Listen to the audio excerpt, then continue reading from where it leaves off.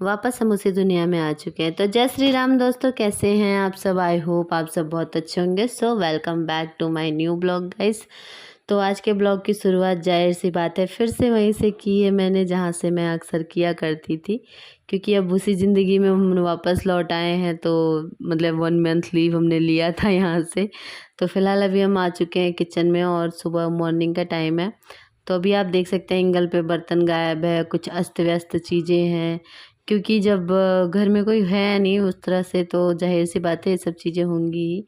और डब्बे भी बिना लाइन के पड़े हैं, यानी कि जो जहाँ वो वहाँ पड़ा हुआ है। कुछ आगे कुछ पीछे, कुछ ऊपर का नीचे, और कुछ इस तरह से डब्बे भी गंदे हो चुके हैं। क्योंकि मैं मतलब मेरी एक आदत है, मैं किचन मतलब जब भी डेली बेसिस पे जब खाना बन जाता है तो मैं डेली अपना इन डब्बों को ऐसे एक बार ऐसे क्लीन कर लेती हूँ। तो मेरे रहने पे डब्बे बिल्कुल क्लीन रहते हैं। और इस गैस पे तो मतलब खाना बना ही नहीं है पूरे 1 मंथ में।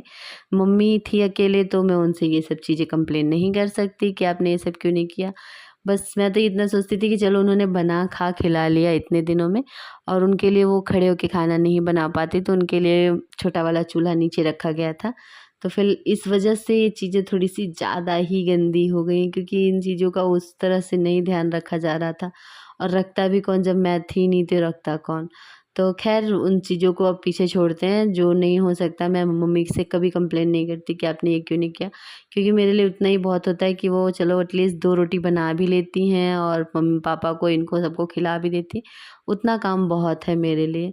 तो फ़िलहाल अभी मैं आ चुकी हूँ तो अपने हिसाब से सेटिंग चालू कर दी है मैंने। तो फटाफट से सारे डिब्बों को नीचे उतारा सबसे पहले। उसके बाद जिनको जिनको मतलब खाली करके धो सकती थी उनको खाली करके मांजा, धोया, साफ पोंछा, अच्छे से क्लीन किया। और ऐसे हर एक दीवार, हर एक चीज़ें, मतलब किचन की हालत थोड़ी-सी ज़्यादा ख़राब थी, क्योंकि मम्मी नीचे बैठ के खाना बनाती थी तो जो उड़ता था, तो वैसे उड़ता है तो थोड़ा कम चिपकता है, मैं डेली पोंछती हूँ तो साफ़ रहता है, और ऐसे ही चिपका, चिपका, चिपका और चिपक ही रहा था। तो यहाँ पे कोई बात नहीं, मैं लग गई हूँ साबुन और कपड़े पानी के साथ में कि सब चीज़ें एकदम मस्त क्लीन करके ही छोड़ूँगी। तो यहाँ पे मैंने पहले डब्बे उतारे, उनको साफ़ किए, फिर यहाँ पे क्या बोलते हैं इसको साफ़ किया। जो स्लैब है हमारा उसको भी अच्छी तरह से साबुन से ले करके ना अच्छे से रगड़-रगड़ के मांजा।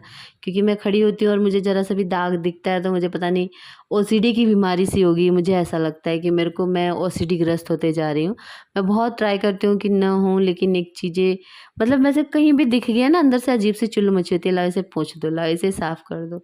तो बस मुझे भी ऐसा लगता है कभी-कभी कि कहीं मैं भी तो नहीं ओसीडी की मतलब बीमारी पकड़ ली है मुझे। लेकिन ख़ैर एक एक तरह से ये बीमारी अच्छी भी होती है, एक तरह से कभी-कभी बहुत ज़्यादा होती है तो ख़राब लगती है लोगों को, लेकिन एक चीज़ से एक तरह से देखा जाए तो बहुत अच्छा है, क्योंकि अपना घर एटलीस्ट क्लीन रहता है, पूरा साफ़-सुथरा रहता है। तो बस यहाँ पे मैं वही कर रही हूँ, गैस को मांजना, पूरे स्लैब को और उसकी साइड-साइड की दीवालों को अच्छे से मांज के साफ़ करना, क्योंकि अब हम फिर से 1 साल के लिए यहीं पे बंद गए हैं। पता नहीं फिर हम कब जाने को पाएँगे, कहाँ पे घूमने को।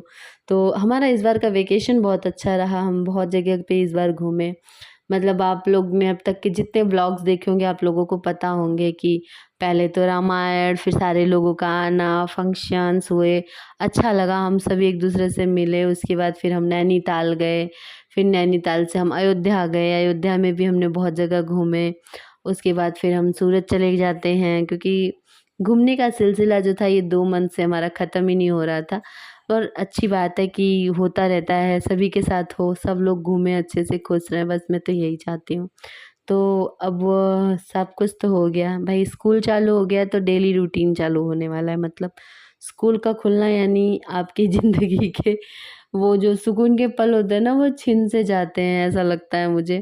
क्योंकि मुझे जो सुकून की नींद आती थी ना, मस्त आराम से 7 बजे उठना, फिर वैसे मेरे घर पे कोई रोक-टोक नहीं है, मैं यहाँ पे भी रहती हूँ, छुट्टी के दिन मैं 7 बजे ही उठती हूँ। मेरे मम्मी-पापा जो भी मतलब मेरे सास-ससुर हैं, कभी मुझे नहीं रोकते कि नहीं मत जल्दी उठ जाओ ये वो ऐसा करके, इस टाइप का कुछ नहीं है, मेरे घर पे कोई दबाव नहीं है।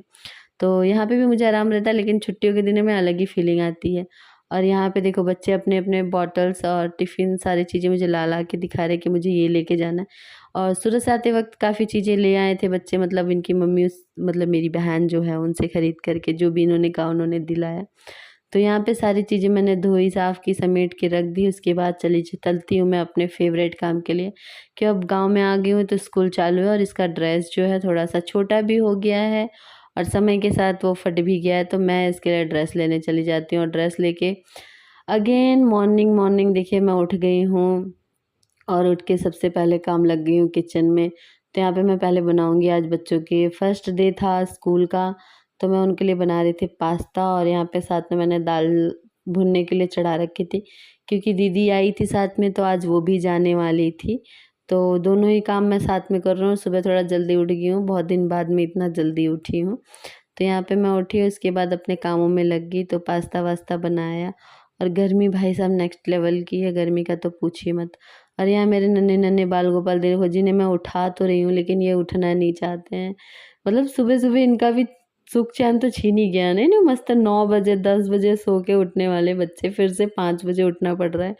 तो फिलहाल इन लोगों को रेडी किया। और यहाँ पे थोड़ा सा इमोशनल सीन है, जैसे कि आप देख सकते हैं ये सब रो रहे हैं, इनकी मम्मी रो रही है, बच्चे रो रहे हैं, क्योंकि ये दोनों स्कूल जा रहे थे और दीदी जाने वाली थी सूरत आज के ही डेट में। तो ये सब अपनी मम्मी के लिए रो रहे हैं, क्योंकि मम्मी मतलब किसी विसी ले करके इनको विश कर रही है, बोल रही है कि अच्छे से पढ़ना, अच्छे से रहना। तो इन चीज़ों के बीच बच्चे थोड़ा सा इमोशनल हो जाते हैं। काफ़ी अच्छा टच है मतलब बचपन से ही। तो यहाँ पे देखो उनके जाने के बाद इसके भी काम में लग गई मैं, पूड़ी वूड़ी बनाने में, तो मैंने वो रिकॉर्ड भी नहीं किया। और यहाँ पे ये भी चल दी भाई सूरत अपने सफ़र पे, क्योंकि दोनों बच्चों को छोड़ के आई हुई थी। तो फिलहाल यहाँ पे हमारा सिलसिला हुआ ख़त्म, सब अपने अपने जगह पे पहुँच रहे हैं। अब हम सब एक जगह पहुँच चुके हैं, अपने अपने स्थान पे हो चुके हैं। अगेन यहाँ पे हमारे को एक सगाई में जाना था, तो यहाँ पे मैं रेडी शेडी होकर के निकल तो गई। पर आपको एक चीज़ बताऊँ, मैंने आज के डेट में अपना फ़ोन चार्ज नहीं किया हुआ था, और मैं इसके अलावा आपको वीडियोस दिखा ही नहीं पाऊँगी, क्योंकि मैंने फ़ोन चार्ज नहीं किया था, तो फ़ोन एंड टाइम पे स्विच ऑफ हो गया था।